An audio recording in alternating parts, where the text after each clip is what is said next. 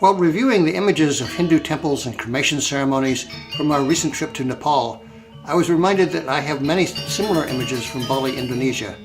I thought it might be interesting to compare the two places. Bali is a beautiful country, more lush and fertile than what we saw in Nepal during the dry season. Bali is filled with temples and holy places, ranging from simple shrines and the rice paddies to family tabernacles to major temple complexes. Like Nepali temples, those on Bali have pagoda-style roofs, but they're thatched rather than tile. The number of roofs shows the importance of the temple. As shown by its 11 roof layers, this temple, although small, is one of the most important in Bali. Being in the crater of the volcano Mount Batur, this lake is regarded as the source for all the water on the island. I have another video about the importance of religion and rice cultivation on Bali. Many temples in Bali have a sacred pool or spring with deep religious significance. This is a simple family shrine on an important feast day.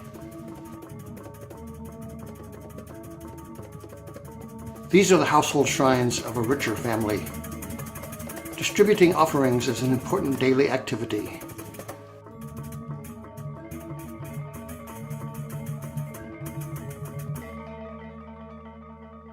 Ceremonies often involve impressive parades. Women carry towering offers to the temple.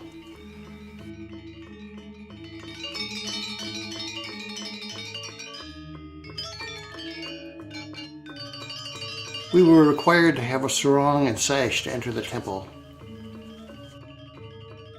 The interior courtyard has a space for many participants. It's a beautiful scene. Everyone is dressed up and happy. Families worship together. There's a great feeling of reverence and peace. This was an important holiday called Kalunigan, when all the dead ancestors come back to visit the family. The priest distributes holy water and rice. His wife does the same.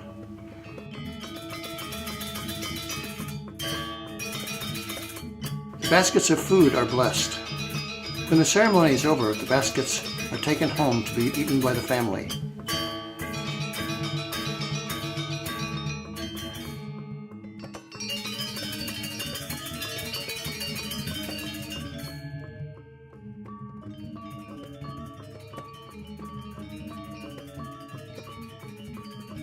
Waiting to enter the temple.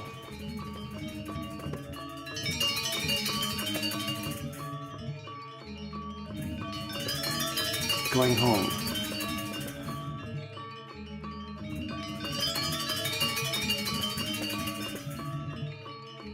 Making decorations for the family temple and home is important.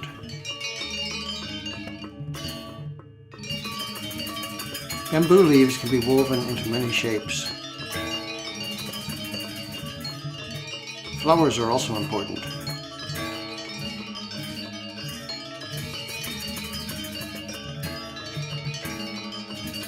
Putting out the daily offerings.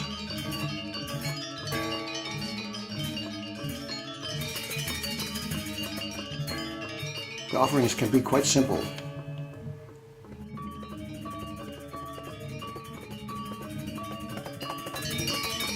This was another important religious holiday. You could buy food while you wait. This is fried tofu. The crowd was only allowed to enter a few hundred at a time. One bunch had to leave before the next was allowed in.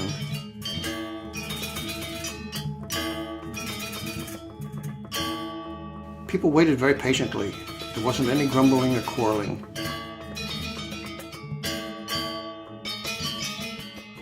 We didn't ever witness anything this big in Nepal.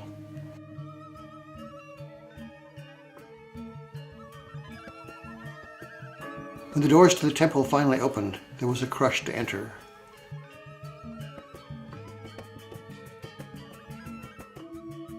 Again, the priests distribute holy water and rice. Sacred masks are on display in the temple.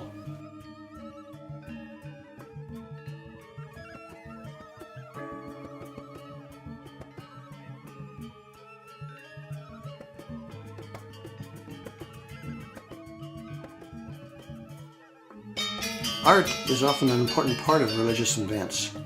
Dramas relate important stories. The barong is a mythical beast that protects the temple. Ogres and demons are part of the story too. This is a rhythmic chant called the kachak that accompanies stories from the Ramayana featuring Hanuman.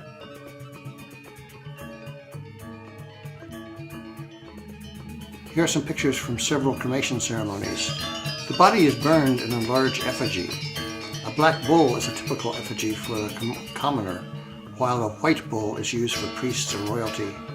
They also use fish, birds, cars, airplanes, many other shapes. The whole village comes out.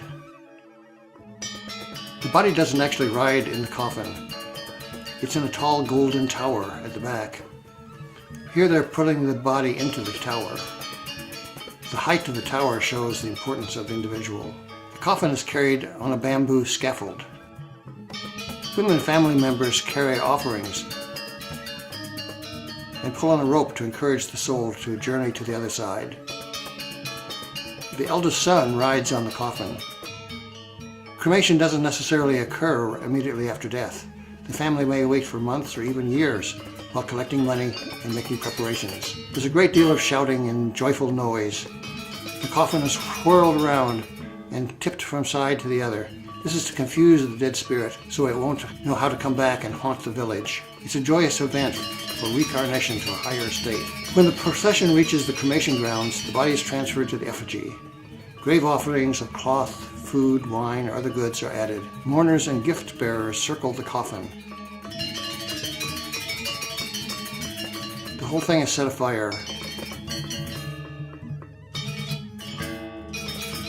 When everything is burned up, the ashes are collected and taken to the sea. The soul is released and purified. The whole process is fascinating and very moving.